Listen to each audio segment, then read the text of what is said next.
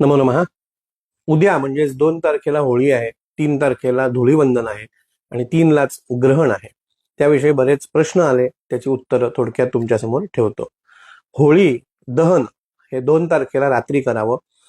प्रतिवार्षिकप्रमाणे तुम्ही ज्या पद्धतीनं होळी पेटवता तशीच होळी पेटवायची आहे. सूर्यास्तानंतर तुम्ही कधीही होळी पेटवू शकता. 3 तारखेला सकाळी धुळीवंदन आहे, म्हणजेच रंग आपण जे खेळतो, ज्याला होळी आपण खेळायची म्हणतो, ती 3ला आहे. 3ला वेध काळ सुरू असले तरी सुद्धा रंग खेळण्यासाठी कसल्याच प्रकारचं बंधन नाहीये. फक्त रंग म्हणजे खेळत असताना सामान्य व्यक्तींनी वेध काळाची शक्य तितकं पालन करावं. त्यामुळे सूर्योदयापासून सूर्यास्तापर्यंत काही खाऊ नये, पाणी पिता येतं. गर्भवती महिलांना पुन्हा एकदा सांगतो, सकाळी 3 तारखेला सकाळी 11 पर्यंत काय ते आहार घ्यायचा. त्याच्यानंतर 6:48 नंतर स्नान करून तुम्हाला काही खावंसं वाटत असेल तर त्यानंतर खावं. बऱ्याच जणांचा प्रश्न आहे की भूक लागते, मग काय करावं? तर अशा प्रसंगामध्ये दुधामध्ये तुळशीचं पान ठेवावं गरम करून, आणि लिंबू सरबत थोडं करून ठेवावं, आणि त्यामध्ये सुद्धा एक तुळशीचं पत्र ठेवावं. ज्या ज्या वेळेस आपल्याला भूक लागल्यासारखं होतं, कलकलल्यासारखं होतं, चक्कर येण्यासारखी परिस्थिती होते, त्यावेळेला दूध थोडं ग्रहण करावं, आणि लिंबू सरबत जे बनवलंय तेही थोडंसं ग्रहण करायला हरकत नाहीये.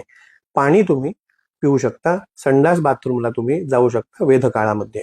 सकाळी 11 वाजल्यापासून संध्याकाळच्या 6:45 पर्यंत हा वेध काळ असल्या कारणानं संडास बाथरूमला जायला कसल्याच प्रकारचं बंधन नाहीये.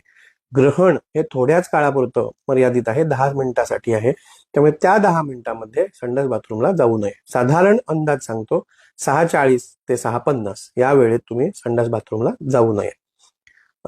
पुन्हा एकदा, अगदीच भूक लागत असेल, सामान्य व्यक्तींना सुद्धा अगदीच भूक लागत असेल, कलकलल्यासारखं होत असेल, चक्कर येत असेल तर दूध तुम्ही घेऊ शकता. लहान मुलांना काय करावं? लहान मुलांना ग्रहणाचा कसल्याच प्रकारचं बंधन वेध काळाचं पाळू नये. त्यांना ज्या ज्या वेळेला भूक लागते त्या त्या वेळेला आईचं दूध त्यांना देता येतं, किंवा दुधामध्ये साखर आणि एक तुळशीचं पान ठेवून तुम्ही ठेवा. भूक लागली असं वाटत असेल तर त्यावेळेला लहान मुलांना सुद्धा दूध देता येतं, सरबत देता येतं, पाणी देता येतं.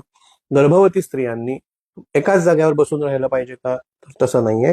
तुम्ही घरातल्या घरात पाय मोकळे करू शकता, मांडी घालून ध्यान करू शकता, वाचन करू शकता.